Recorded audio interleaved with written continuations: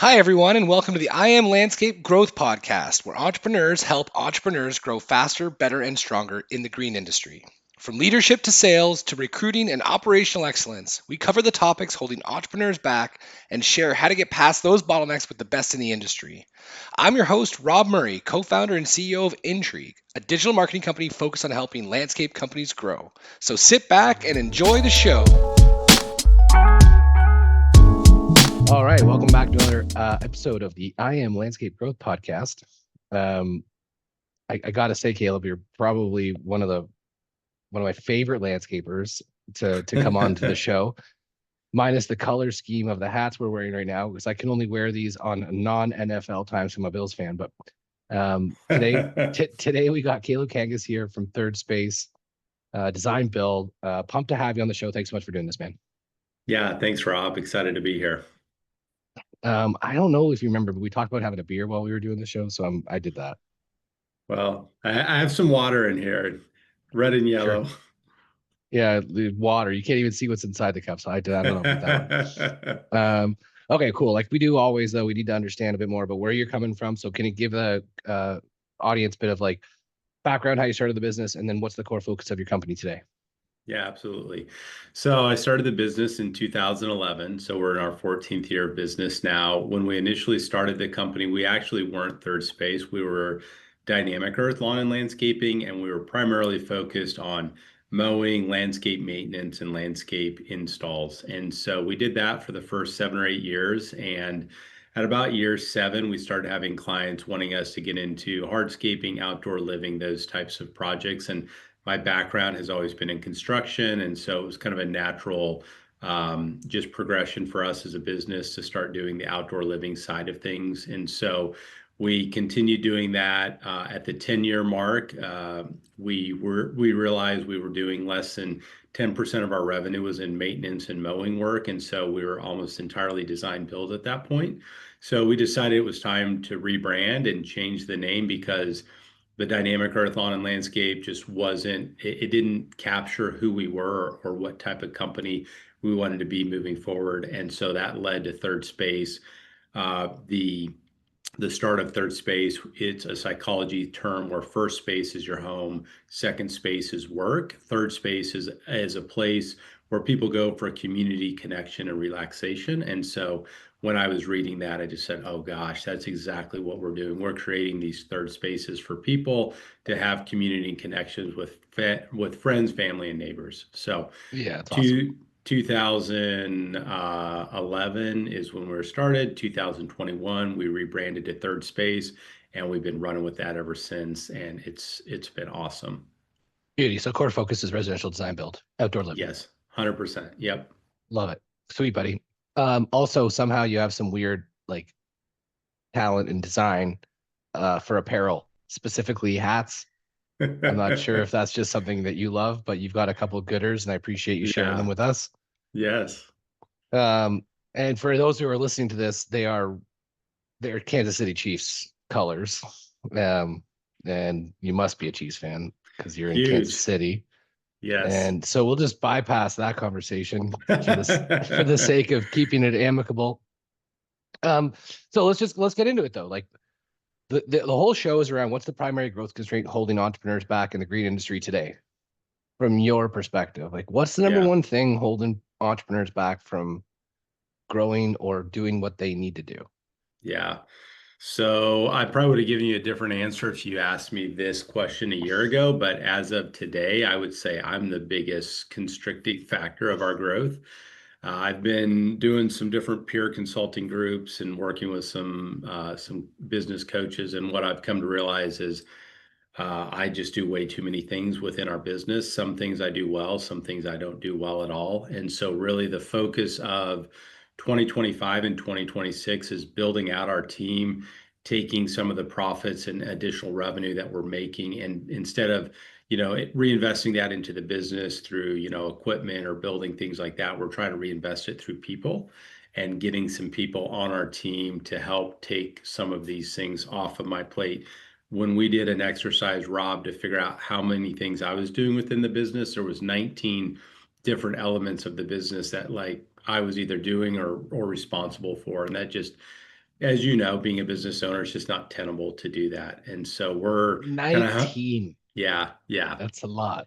So the word my coach used was, Caleb, you're running very, very lean, but you need to be a little less lean and have a little more bandwidth. So for our business, I have been the constraint of growth. As I've added to our team this year, we're already seeing like growth that we haven't seen since like COVID started, and so Mhm. we're going to hit probably 20 to 30% growth this year over last year's revenue. So I'm really excited. We may not grow anymore from a profitability standpoint, but part of that is because we're reinvesting and adding some team members to build that platform to take us where we are now to the next level over the next 2 years. Yeah, cool. So, I mean, in what you just said, there's a bunch of pieces in there, um, which I want to dig into. So the first one, I gotta take this note though. First of all, you said I am the bottleneck. I'm the thing holding people back or holding the business back. But Hmm. it was through peer groups, mentorship, and being around others that helped you see that. Yeah. So, like, what to just try to describe to the audience what it was like to say, okay, I'm going to get involved with something, whatever it might be that you got Yeah. involved with, and then how did it Yep. actually like shine the light on that bright spot or that blind spot for you? Yeah. So I've had some other business owner friends that have used consultants in the past, and I've kind of seen the results of their work with these within these peer groups and with these different business coaches and consultants. And I've seen not only the growth just from their business from a revenue standpoint, but just their growth as leaders, their growth within their teams. And I realized I was like, man, if I don't do anything different every year, this company is going to be the same at year 14, at year 20, at year 30 if we make it right. And so it really became about how do we create positive change and positive movement within our organization. And so, George with Knowledge Tree Consulting came up to Toronto last winter and met with George for 3 or 4 days. Had a really intensive time with him. He and I Yeah, drinking continue from a to fire hose for a couple hours. yeah, yeah, for a couple of days. Right, right. Um, It's like being in between, waterboarded. yes, exactly, exactly. So George has been great with Knowledge Tree, and then we're also in McFarland Stanford ACE peer group, and that has been really good. So both of those have different focuses, but both have been immensely beneficial for me on George on the development side for me as a leader and kind of high level business stuff, the peer group to get to know other business owners, how they're doing things across the country, and then from kind of a systems and processes perspective, how we can implement changes and new things within our business. That's badass, man. And it's crazy. Like, Yeah, so I mean, with Intrigue, we over the years, we've been in all these different niches. But when we landed on landscape, there was this weird, different thing about landscape entrepreneurs and owners that everybody's essentially willing to help each other. right. Like, it's almost like, well, I mean, from my experience in 20 years of running businesses for all sorts of companies, I guess the most openly shared industry, well, it is the most openly shared industry I've ever been a part of. So if anybody's listening to this and is not part of an association at the very least, a peer group as a next level or with a coach, it's almost like a massively missed opportunity to hear the wins, battle scars, and opportunities that are coming from all these other people across the country. Yeah, 100%, Rob. You're 100% right. A lot of the really good friends that I have today, I have met through, maybe Hardscape North America, the HNA GIE show, or other, industry shows that are offered around the country. There's even guys I know who I followed on Instagram and messaged them, and now we've become good friends. So you can connect to obviously a variety of ways. And one thing I would say to the listener on this is a mind shift that I had over the last year or two was looking at these peer groups and these coaches as another tool that I'm buying for our business. So just like it's really fun to go out and buy the new truck or the new skid steer excavator with an Encon or whatever. Now, those are fun purchases for the most part as a business owner. It's maybe not so fun to spend 5, 10, 15,000 bucks on a coach or being in a group for a while, but you have to look at it as a tool to help you and to help your company grow. That's a beautiful way to position that, man. So when you decided to, okay, so you got involved at some level though. So you had some peers in the industry. Yes. So how did you build those relationships, or was that just from like local? You were in like how did you start to get to know other entrepreneurs in the space? Yeah. So I got to meet some of the guys in Kansas City. We're based out of Kansas City. So like Josh Sutton with Sutton Outdoors, Craig Scheller, Kyle Deere, the Kindred guys. All of those guys were companies that were within Kansas City. So we would meet at, a Unilock training event or, a Site One event, different things like that. And so over the years, you just start seeing each other over and over at these different events. And the guys who are serious about their business show up to these things because they want to grow and get better and get educated. And so you start just having conversations, and soon you realize, oh gosh, we have a lot in common. Like we have common struggles as small business owners. We have obviously commonality around maybe the sports teams that we're following. Most of us have families and children, things like that. So I think that common ground, that common connection, Rob, starts to foster those relationships. And then with guys outside of Kansas City, like we're big Synced Up users and have been for several years. So Weston and the whole team at Synced Up they really do a good job just connecting their users at their Yeah, they're user community events. builders, right? Yeah, they are totally just like you guys. I mean, you guys have been at those events. That's how we actually first met you guys was at the Synced Up user conference. So through Synced Up, I started meeting other business owners like in Des Moines, in Omaha, and in Denver, different parts of the country. And so uh, that network just continued to grow and grow. And for me, I'm a relational person and a relationship builder. So when I meet somebody or have a connection, it usually doesn't stop there. I usually am going to pursue that and continue, trying to build on that. Yeah, it's awesome. So I mean, like, but it's still like there's a lot of folks that listen to this that are under $1 million, 200 grand, maybe even just starting, they're listening to it. And so the idea of like the value kind of flywheel that you created by just going to like a Hmm. Unilock event. Yeah. Like this isn't blow your brains out investment, travel, overnights or anything. It's just like, go, no, I'm just going to go learn what's going on from the manufacturers and suppliers I deal with to then building relationships over time, over repetition, just showing up. Like I think there's a lot to be said about just showing up being like half the battle, if not more. So Yes. you did that. You've built these relationships. You've kind of lived out and embodied the idea of like your net worth is your network. And Yep. but I want to come back to this idea around 19 different responsibilities and accountabilities to a spot that says in my notes question mark. So like Yeah. so you did this assessment in a peer group and a coach. Um, so now where are you at and what has that done for you? Yeah. So, where we're at is we had a part-time office manager who is now starting next week coming on full-time.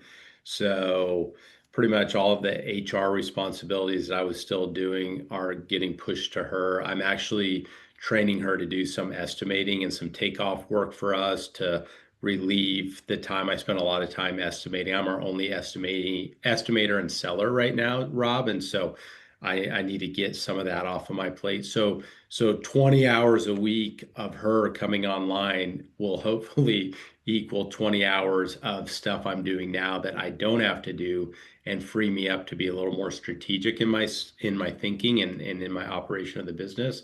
We're also looking to hire a full-time landscape designer right now. And so once that person gets hired and on board, that should alleviate me doing some of the selling.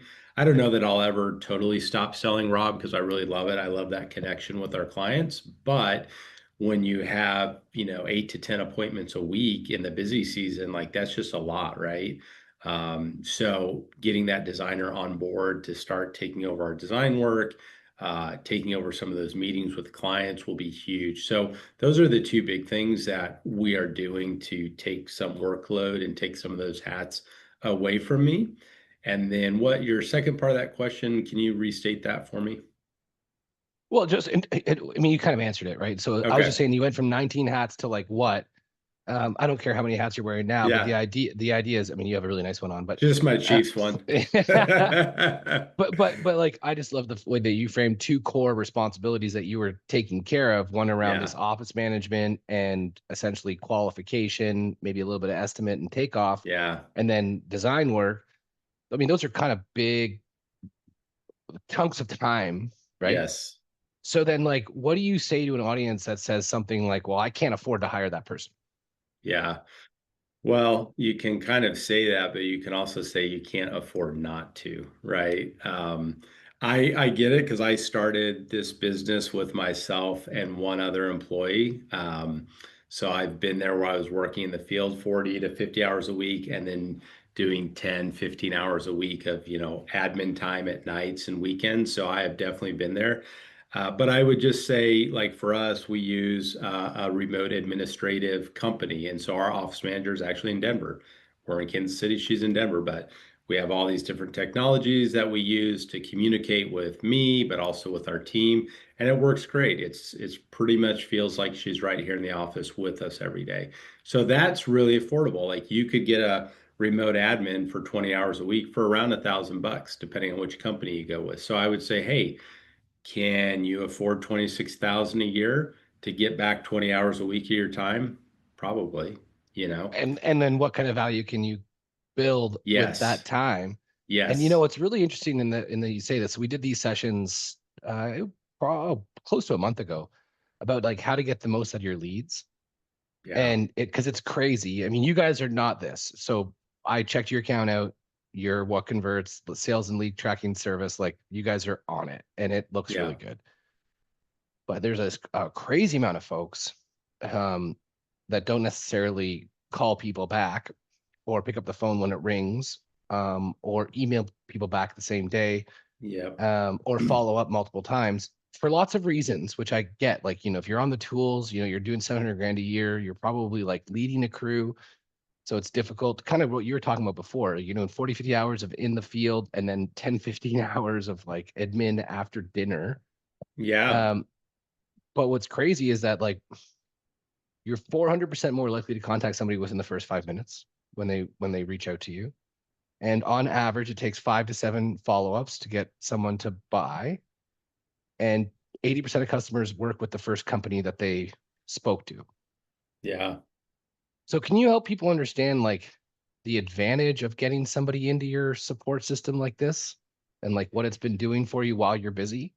Yeah. So you looked at our account, Rob, and obviously we work with you guys for our marketing and website, and that's been a really breath of fresh air from the last company we worked with. And when we get a lead through our website, our office manager, like probably within 5, 10 minutes, is calling, texting, and emailing that person. Because typically we have like our form, we get their phone number and their email. So we hit them on all three fronts, and then we see which one they respond to. And then whatever, whether it's called, text, email, whichever way they respond back to us, we immediately just start the communication channel through that.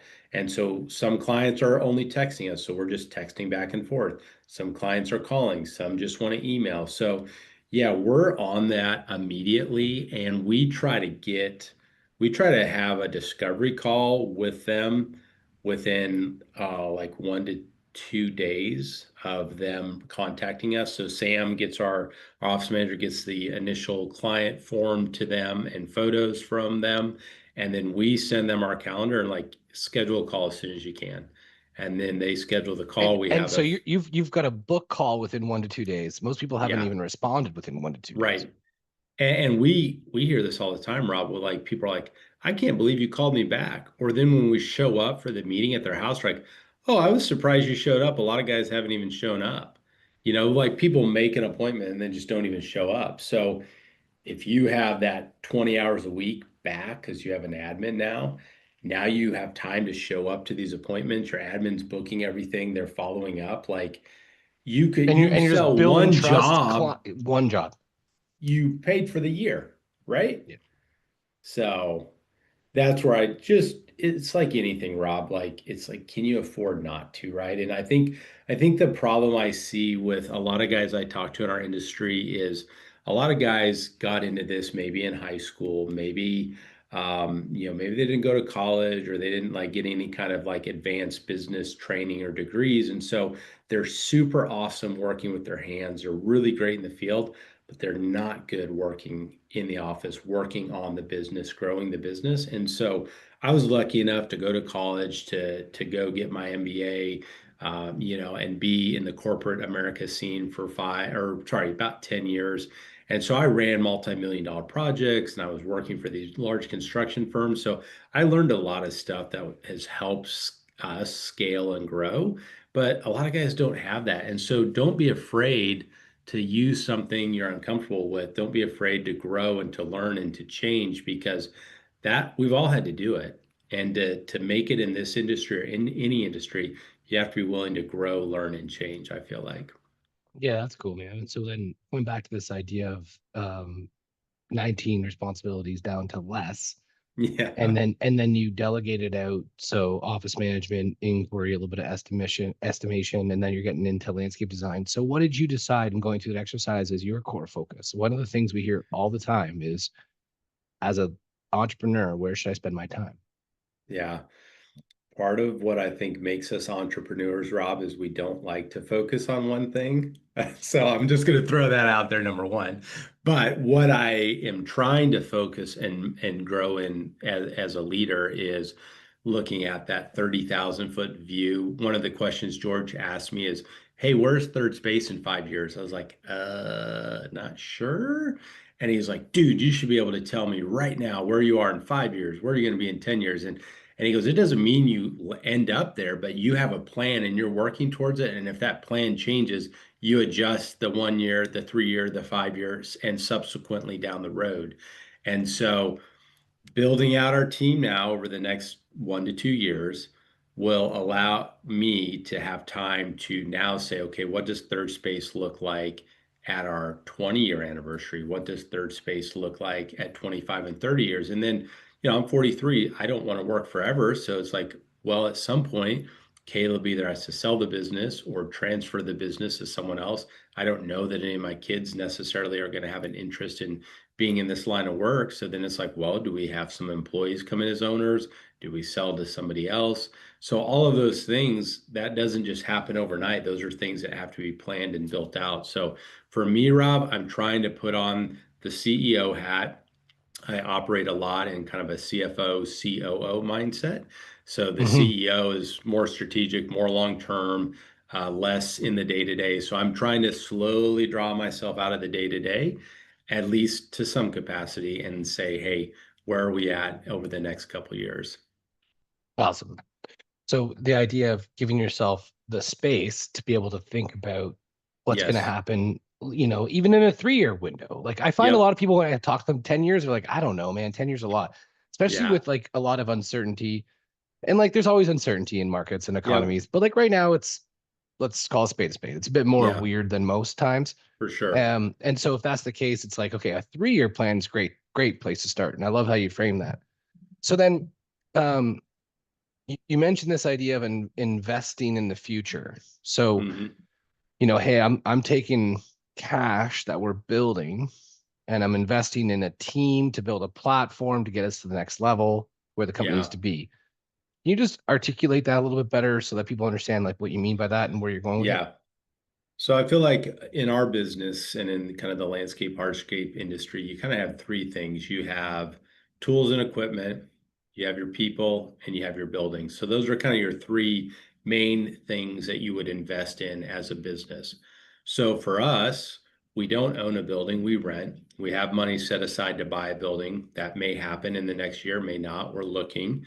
But we are spending a lot more money in 2025's budget on people versus equipment. We have good equipment, we have what we need, but rather than say, hey, let's buy this next thing, it's like, let's buy this next person. What if I buy this designer for a year and pay them X amount of money?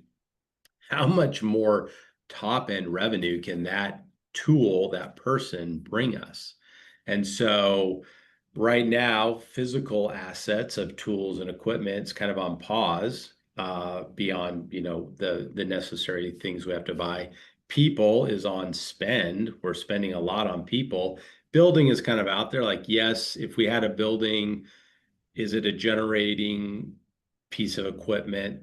Yes and no. Like, can we operate more efficiently if we have a better building and a better yard? Yes, marginal increases can happen. Could we rent part of that building or space to someone else to generate some revenue? Again, yes, we could. But is that our primary form of income generation? No. Like, building really cool stuff is where we make our money. And so the Right. focus needs to be on that. So that team, Rob, is gonna, last year I shared like we hit 1.3. This year the budget's 1.7. That's what we're on target for right now.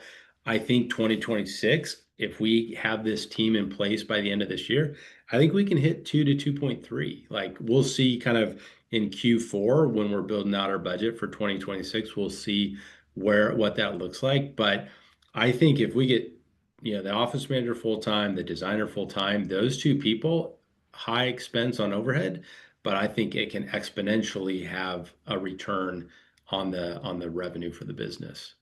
Yeah, that's badass. And then, so when you're talking about the idea of investing in, well, building people, tools, equipment, whatever, I'm going to come back to the building thing because I think there's something there Yeah. that you need to share. But when you say investing and spending on people, outside of like hiring folks, but spending more money on people, where do you put the money in? Like, what does it do for your team? Like benefits and things like that. Is that kind of what you're talking about? Or Whatever it is, like the idea of like when yeah, you say spending money on people, yeah, it sounds like it's hiring good people that are going to fill yeah. roles, are going to have like exponential impact on the business. But it also sounds like there's more to it. Yeah. So we have an HR consultant who works with our company, and last year she did a wage study for all of the positions within our company and found that basically we're in the top 80% in our market for our hourly pay and our benefits. So that makes me really happy to know that, like, my employees, there's very few places that they could go in Kansas City and make more money than they're making here. So we're doing our best to pay our people as much as we can and create a good quality of life for them and for their families. We also do, 401k, we do health insurance, we do paid, they get 5 weeks of PTO, after a couple of years, they get up to 5 weeks of PTO every year. Um, we give them all their clothes every year. So all their uniforms, like shirts, hoodies, jackets, gloves, hats, boots, like all that is is company paid every year. We do meals, like company meals together. So it's kind of this culture of like, hey, we're only as good as our people, and our people are client facing. I am on the job, like when I sell the job, and at the end of the job, when I'm like, hey, Mr. or Mrs. Customer, thanks a lot for using Third Space. Was it a good experience? In between, like, I'll pop in and say hi or check on things, but I'm not there every day. The guys are there every day, 8, 9, 10 hours a day. If they're not happy and they're not doing a good job and they're not carrying the culture of Third Space, then we have nothing. So our people are our biggest assets and honestly our biggest selling point. Because most of our business now, it's more coming from leads with you guys, but before that it was all referral based. We've never done paid advertising until we worked with you guys, because the other companies we tried it with, it didn't work. So Well, sure. And I mean, and thank you for saying that. And I appreciate you forever. But the idea of doing good work with good people creates a word of mouth that keeps Caleb. a business growing and is somewhat sustainable. And like that, the idea of your people being your biggest asset and being what drives the entire company. I mean, like it'd be really difficult to debate otherwise, right? Like, and the Yeah, fact that you focus on it though is a big deal. Now, I've heard a lot of stories from a lot of different people doing meals with team. And like, I think it is the most underrated and most valuable and never really talked about idea about just breaking bread with your folks. yeah. So like, what do you guys do with like team meals? And this is just a random aside, but I'd just love to hear what you guys do because I feel like there might be something cool. Yeah. I will say I wish I did it more, but what I do, it's not on a regular schedule, probably needs to be. But what I'll do, I mean, like a couple of weeks ago, I had three guys at a job site and I was going by to check on things. I was like, you know what? I'm gonna go by the local taco truck, and I got like 24 tacos and beans and rice and some drinks. And I like showed up and I'm like, hey guys, here's lunch today. Like, let's sit down and eat some chow. So it can look like that. It could be a rain day where everybody comes into the shop and we're doing some training, some maintenance. Like, hey guys, let's bring in lunch today. What do you guys want? So it's But more it's informal. simple. But it's Yeah, simple. very simple. Yeah. And it costs you $50 or $75 or $100, depending how many guys you're buying for that day. But you know what? That's the day they didn't have to buy a meal. It's a good meal. They enjoyed it. You're hanging out and it just they feel cared for at the end of the Yeah. day when you do that. Just so underrated, man. Yeah. Um, okay. So when it comes to you being the bottleneck and uncovering your blind spots as an entrepreneur, you've done some stuff this year. You've focused your time a bit better. You've got some people onboarding. What do you see as like the next thing that you need to really like either finish so that you can move on to another thing, or the next thing you want to go attack? Because I Yeah. find that people once they handle one growth phase, they have a really hard time figuring out what to do with the next growth phase because it's got different Yeah. problems. Yep. So I think right now we just finished reading the book Winning with Accountability, and that it's a really short, easy read. Highly recommend it. But the premise of that book is basically like you cannot get your team to execute unless you clearly communicate exactly what you want, when you want it, and how you want it. And then you can't hold them accountable to a result unless you've done those three things. And so in reading that book, I realized I'm not a great communicator at telling my team clearly what we want. I'm really not good at following through on that. And I haven't taught them a good culture. So I am learning this as well, Rob. But like, for example, with our foreman, we're pushing our foremans to lead all client communication when a job starts. So what that looks like is every week our foreman at the end of the week on Friday sends a client an email, says, hey, Mr. and Mrs. Client, this is what we got done this week, kind of a bullet point email, typically 6 to 10 points. Here's what we got done this week. Here's what's on the agenda for next week. Here's anything we ran into that maybe was unexpected or a change or different. Do you have any questions for me? So that goes out to the client every single week. I get CC'd on that, so I know what the foreman is saying. We had a foreman who was sending that out. I'd said, hey, send the client a weekly review email. That's all I said. He puts the email together and it was really bad. And I was like, bro, that is not going to cut it, And I fortunately he hadn't sent it to the client. And I said, let me give you an example of the type of email I'm looking for. And so I typed it out, sent it to him. The next day, he does his update, and it was amazing. And he's continued to do that every single week. And they've been amazing emails internally. He's doing the same thing with our team. So I realized, like, it's not that he wasn't capable to do it.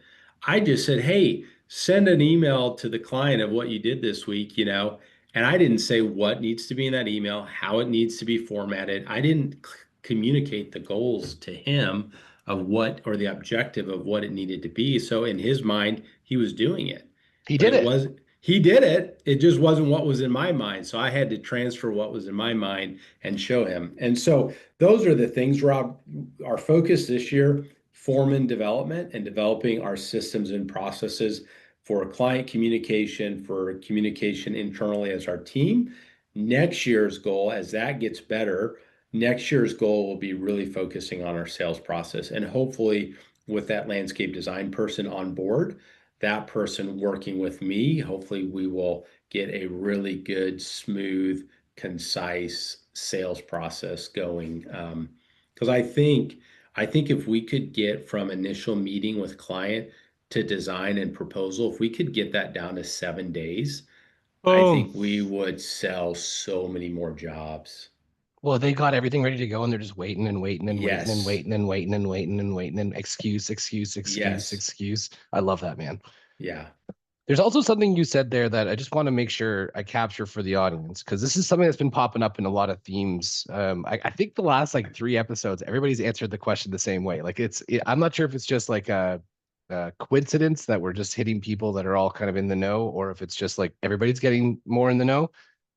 But everybody's understanding that the leader is the growth constraint, the entrepreneur is the Yeah. growth constraint. And I got to tell you, I mean, we've done a lot of episodes, too many before having you on. And there's a couple of themes of answers. So some people say staff, some people say sales, some people say marketing, some people say economy, some people say like they Yeah. really start to like blame other things.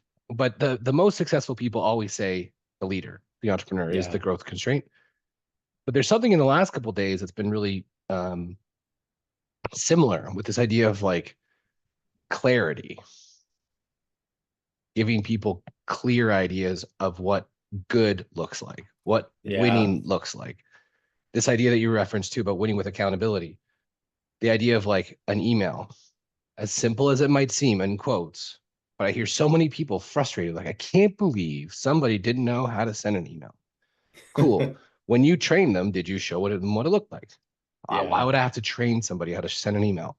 Yeah. So can you just share a little bit about like the aha you had with the importance of getting clear and simple? Like it's not like you're holding the guy, you know, to a fire because he doesn't know how to write an email. You're like, no, Yeah. no, no, that's my bad. I didn't give you the tools.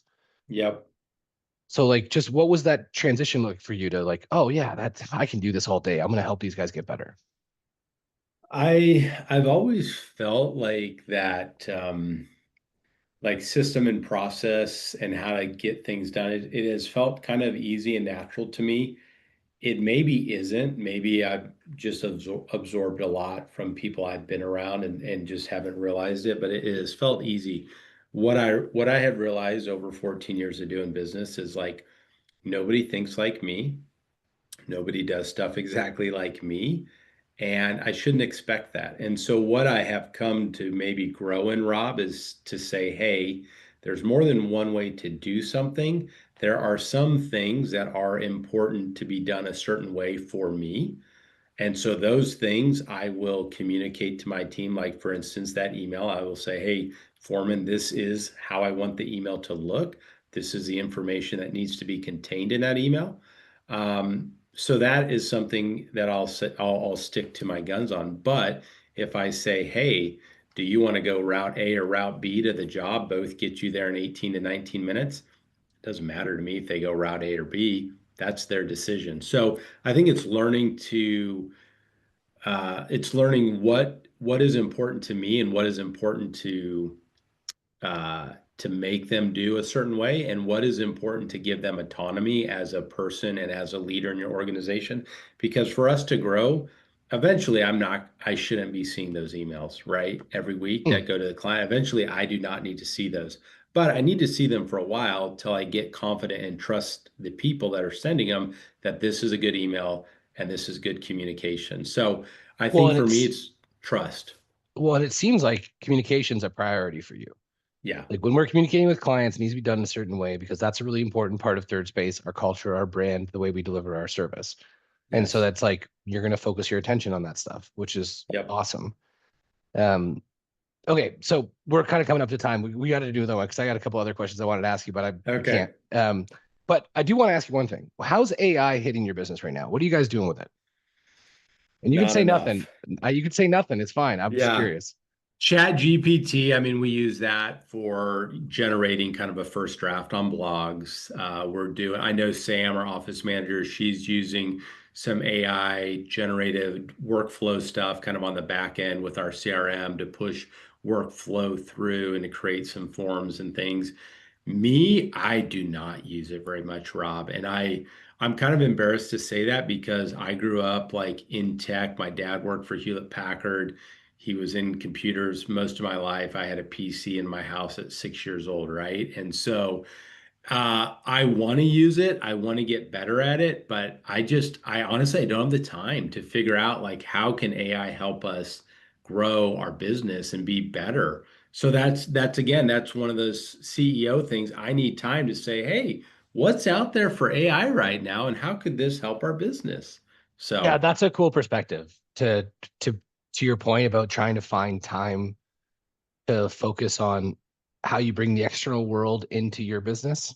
yeah, Um, yeah, It's bananas, dude. I feel like maybe I should put out a thing for all landscape owners about like, hey, here's like 5 practical ways that you can bring AI into your Just send it to us, Rob. landscape business. Yeah, okay. Well, here, well, let me just show you. So let me just show you quickly. I'm not going to go through all the different use cases that I've done because it's unbelievable how much we've learned to use this thing.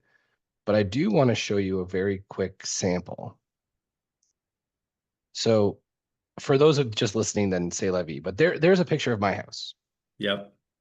Whatever, boring spring bungalow.